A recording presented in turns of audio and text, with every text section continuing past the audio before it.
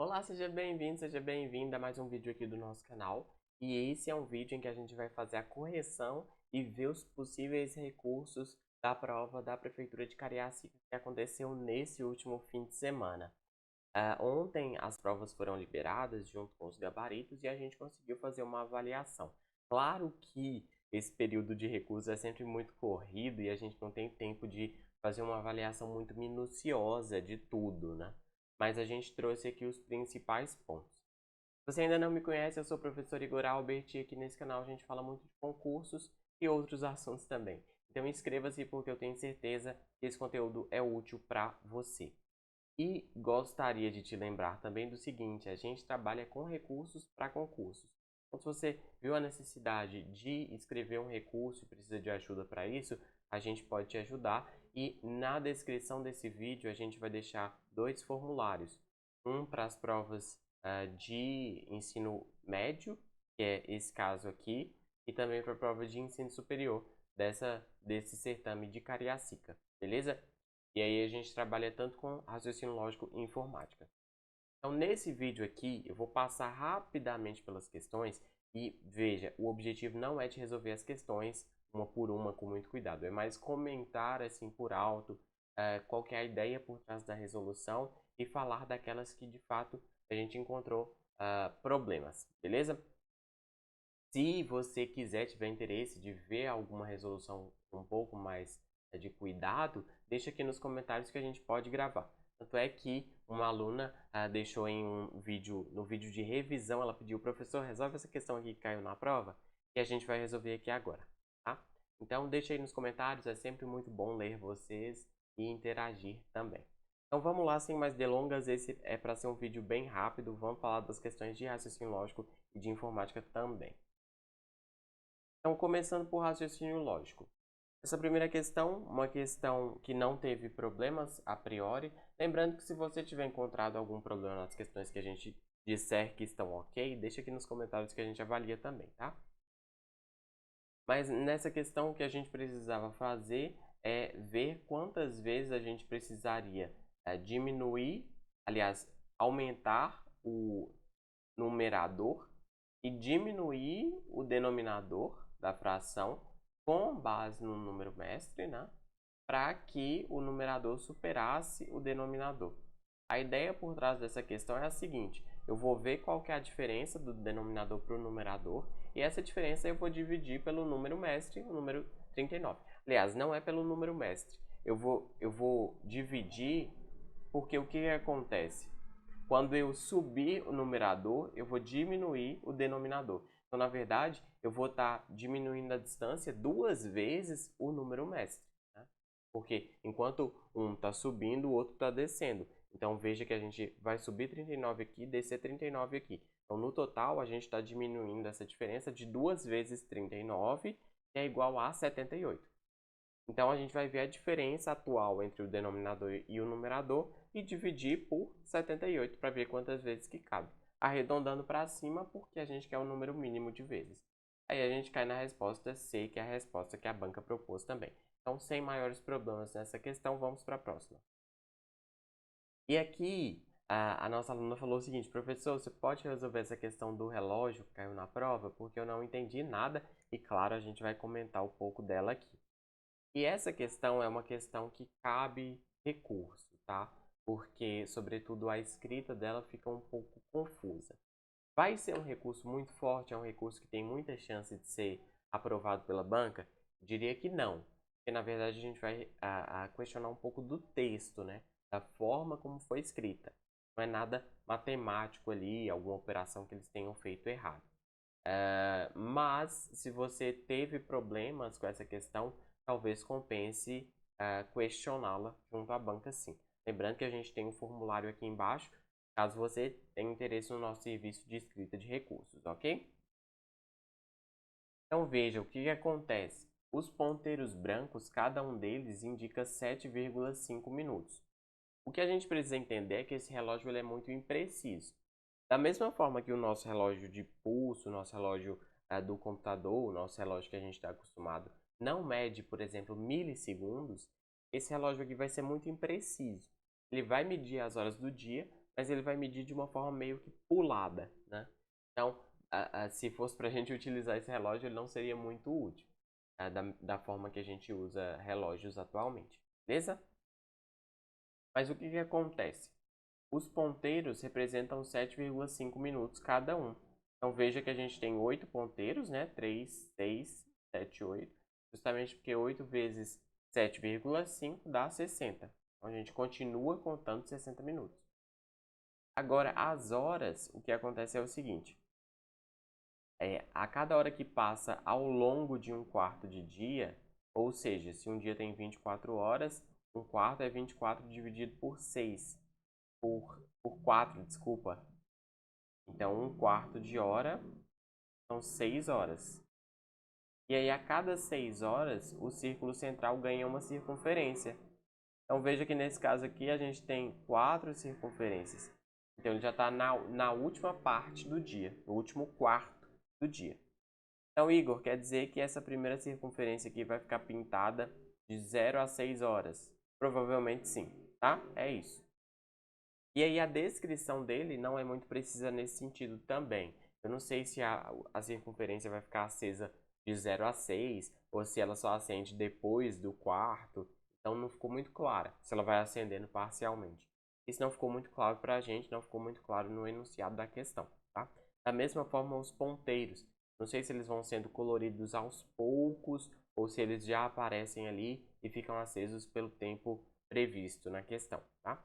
Então, esse tipo de detalhe a questão não forneceu. E aí veja o seguinte, esse ponteiro aqui vai ficar aceso de 0 até 7,5 minutos. Então, se for entre 0 e 7,5, esse aqui vai ficar aceso. Se for de 7,5 a 15, esse aqui vai ficar aceso. Se for de 15 minutos até 22,5, esse aqui vai ficar aceso. Então veja que esse relógio ele não é preciso, porque o ponteiro acende e a gente sabe que está entre, por exemplo, 15 e 22,5 minutos, mas eu não tenho certeza de quantos minutos já se passaram naquela hora, ok? E da mesma forma, se a gente tivesse, por exemplo, só um desses círculos aqui dentro, isso iria querer dizer que a gente estava entre 0 e 6 horas da manhã. Se tivesse dois círculos, quer dizer que a gente estaria entre 6 e 12 horas do dia, tá? E por aí vai. Então veja, como eu tenho 4 círculos aqui, isso quer dizer que eu estou na última parte do dia, no último quarto do dia. Então eu estou entre 18 e 24 horas. Só por essa informação eu já sei que a alternativa correta seria a B, tá? E aí os minutos, veja que eu estou na 1, 2, 3, 4, 5, 6. Eu estou no sexto, e aí 6 vezes 7,5 dá 42, 45. Então esse aqui vai ficar aceso em torno de 45 minutos, né? Só que ele vai ficar por um período de tempo. Na verdade, 45 é o último momento em que ele está aceso. Então, até um pouco antes, provavelmente ele está aceso também. Então, por isso que a gente fica com essa alternativa B. Mas veja que a gente tem que deduzir muita coisa, a gente tem que interpretar muita coisa que não está explícita no enunciado, e por isso que cabem questionamentos aqui, beleza? Não é uma resolução minuciosa, não é uma resolução muito cuidadosa, mas lembrando, esse vídeo aqui tem que ser gravado muito rápido porque o prazo de recurso é até amanhã, quarta-feira. Por isso que a gente está agilizando as coisas aqui e fazendo de uma forma um pouco mais rápida, tá? Mas depois também podemos voltar caso não tenha ficado claro, tá? Beleza? Então essa é uma questão que cabe recurso. Questão 13. Essa aqui perguntou do conectivo lógico bicondicional, e aí é uma questão que se você tivesse estudado arroz com feijão, já marcaria D, iria embora. Bicondicional é o se, somente se, né? Essa questão 14 basicamente era o seguinte, a gente precisa pegar o número de pontos que tem aqui dentro e multiplicar pelo número de lados da figura. Então isso aqui seria igual ao número 3. Isso aqui é 2 vezes 4, isso aqui seria o número 8. Isso aqui é 1 vezes 5, isso aqui é o número 5. É 2 vezes 3, número 6. Por exemplo, esse aqui é o número 1, 2, 3, 4, 5, 6, 7, 8. É o número 8, tá? E por aí vai. Então, essa questão aqui era basicamente transformar isso aqui em número e depois a gente vai somá-los. A alternativa correta é a alternativa B também, sem maiores problemas. Beleza? Questão 15. Ele fez um tipo de codificação. E aí esse número na frente é o número de letras que você precisa pular. Então, por exemplo, B6, aí contando a partir do B, né? Vai C, D, E, F, G, H. Então vai para a letra H. Então a gente já sabe que a primeira letra é H e só tinha uma alternativa que era a B. Beleza? Questão 16. Uma dívida acrescida de juros de forma anual, 8% a cada ano. E aí a pergunta dele é, após 5 anos, qual que seria essa taxa de juros completa, né, que foi aplicada? Então, um jeito de fazer é a gente aplicando a cada passo, né, fazer esses 5 anos, e aí a gente vai chegar na porcentagem final. O aumento que a gente vai ver é um aumento de 47%. Então, se você quiser simular, você pode, por exemplo, fazer o seguinte. Pega uma dívida, né? Supõe 100 para tornar mais fácil e vai multiplicando 1 vezes 0,8. Para cada ano, você multiplica por 1,08. Por quê? Porque mantém o que tem e aumenta 8%. E aí, para o segundo ano, você pega o resultado aqui e multiplica por 1,08 e assim sucessivamente. Então, gente, a prova da IDESC é uma prova bem chatinha, porque esse tipo de questão aqui demanda muito cálculo, né? Muito papel e tempo. Então, é uma prova meio chata. Na aula de revisão aqui do canal, a gente até falou que a banca IDESC é uma banca meio problemática, que tem dificuldade para elaborar os enunciados, e isso aconteceu muito aqui também nessa prova. Nessa questão 17 aqui, o problema é o seguinte. A teoria de conjuntos não faz parte da ementa da disciplina na parte de raciocínio lógico do ensino médio. No ensino superior faz, mas aqui no ensino médio não, tá? Então esse é o problema que eu encontrei nesta questão aqui. Mas de resto, a resposta é letra C mesmo. Se você fizer as operações, você vai encontrar C e M como a resposta correta. Lembrando que interseção são os elementos em comum, enquanto união, você pega todos os elementos dos conjuntos e junta, sem repetir, tá? E aí, se você fizer essas operações conforme ele descreve aqui, vai encontrar a resposta C. Questão 18 também, a priori, está certa. Essas questões de sequências lógicas da banca IDESG são muito confusas e muitas vezes é muito difícil a gente pensar numa lógica que faça realmente sentido, que a gente consiga compreender o que o examinador pensou, né? Mas o que ele quis nessa questão foi a segunda sequência aqui, depois da última. Então essa parte repete em todas. Veja que o 972 está caindo. Então essa aqui vai ser a 968. Essa aqui vai ser a 969, né? E veja que a gente tem o número 4, depois 9, depois 4. Provavelmente esse é um 9, provavelmente esse é um 4. Então pensando nessa lógica, a gente ficaria com a alternativa D. Tá? Mas confesso que essas questões de sequências lógicas da IDESG são bem confusas. Se você conseguiu pensar em uma outra forma de justificar essa resposta deles, deixe aqui nos comentários que a gente pode discutir também, beleza? Questão 19. Ele faz uma rota e depois ele quer fazer uma rota mais simples. Basicamente ele faz 3 quadras para leste, então move 3 para leste. Depois caminha 4 para norte. 4 para norte. Depois, ele caminha 2 para oeste. 2 para oeste. E uma para sul.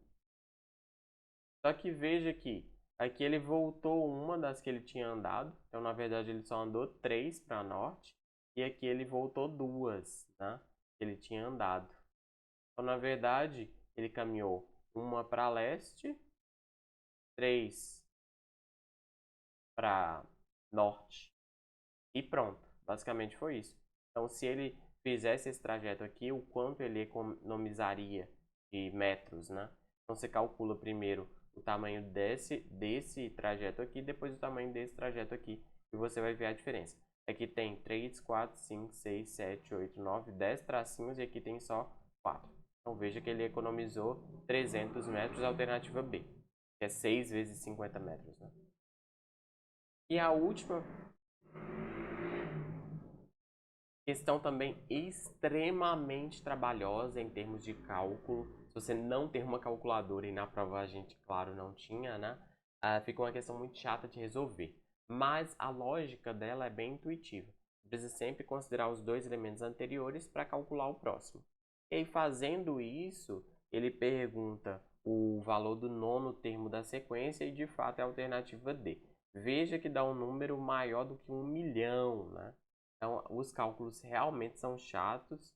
Confesso que eu, por exemplo, resolvi na calculadora, mas basicamente é isso e não tem muito o que se questionar. Uma questão chata mas isso não é motivo para anular a questão, infelizmente. E aí, finalizamos aqui a parte de raciocínio lógico do ensino médio, vamos ver informática. Bora lá. Na informática, essa primeira questão sobre o Google Docs, algumas formas de ele salvar arquivos. E o Google Docs é o equivalente ao Word, tá? Então, o formato que ele não consegue salvar é o formato justamente de Excel. No Google Sheets, que é o equivalente ao Excel, uma ferramenta de planilhas, ele tem as formas de ajustar o texto em células. Muitas vezes a gente escreve um texto dentro de uma célula no Excel também, né, no Google Sheets, e ele não consegue, o texto não cabe na célula. Então, como o programa deve lidar com isso? No caso do Google Sheets, as opções são estourar, ajustar e cortar, da forma que ele falou aqui. Os nomes são bem engraçados, né? Estourar é bem inusitado, mas é o nome que o Google Sheets dá. Então, a alternativa correta é a alternativa D. Questão 23. Questão 23 é passível de recurso. Lembrando, essas que a gente está pontuando aqui passíveis de recurso, a gente vai preparar os recursos e caso você tenha interesse, preencha o formulário que está na descrição. Lá tem preço, tem outras informações e tem também nosso contato caso você queira tirar alguma dúvida, tá?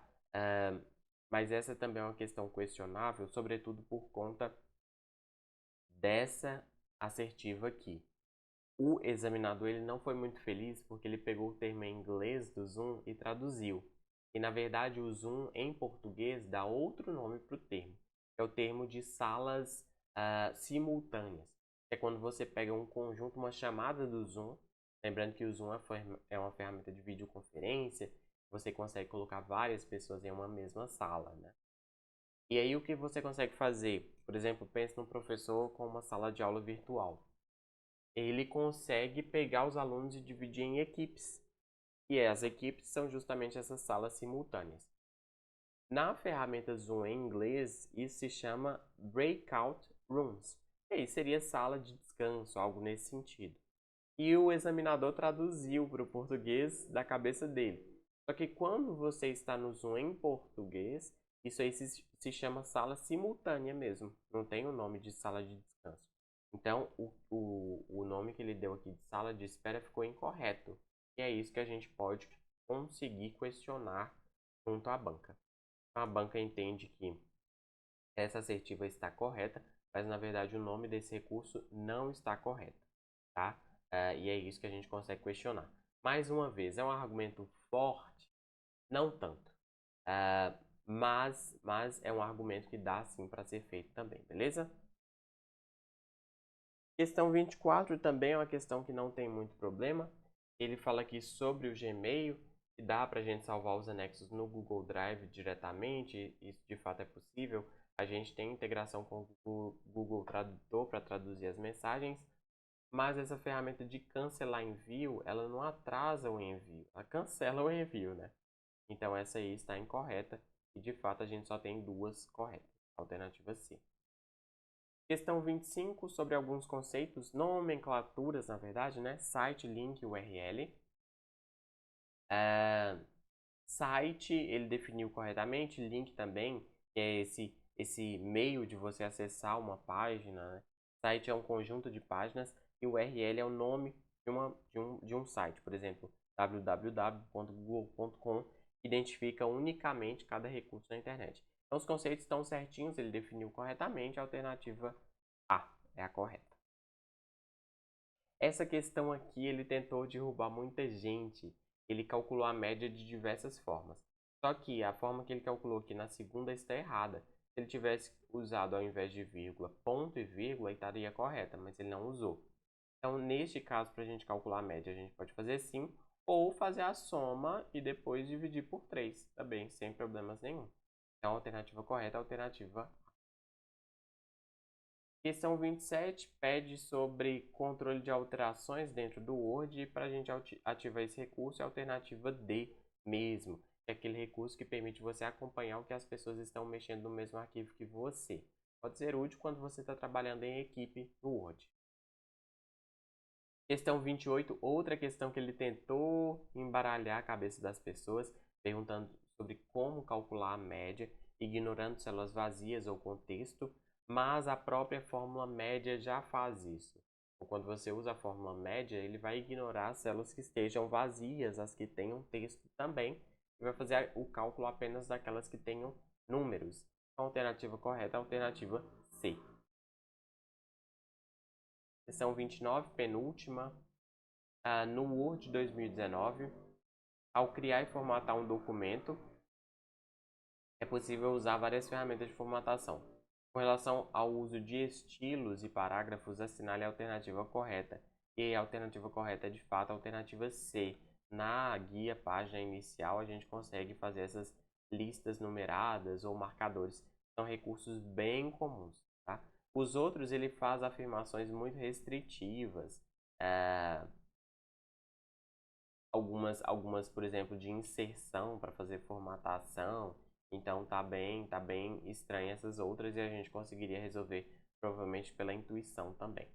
E última questão da prova, ele pega um atalho muito inusitado, muito pouco comentado, muito pouco descrito e dado nas provas, né? Mas é um atalho que de fato existe e a gente não consegue questionar também. Então esse atalho é o atalho da alternativa D. Opa! É o atalho da alternativa D, tá? É o atalho para duplicar a guia atual no Edge. Então, gente, essas eram as questões, essas questões que eu pontuei aqui como passíveis de recurso, a gente consegue questionar.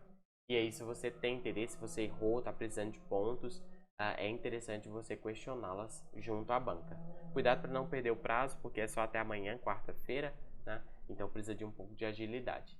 E lembrando que a gente escreve recursos, a gente trabalha com esse serviço, e se você tiver interesse, aqui na descrição do vídeo temos um formulário para você preencher aqueles recursos que você tem interesse. Lá tem os valores também, são valores bem em conta, e a gente também pode conversar. O WhatsApp também vai ficar aqui na descrição, qualquer coisa manda uma mensagem. Muito obrigado pela atenção, espero que você tenha tido muito sucesso. Deixa nos comentários como você foi na prova, o que você achou da prova. Isso tudo é muito importante para nós. Muito obrigado, espero ver você em breve. Até logo e falou!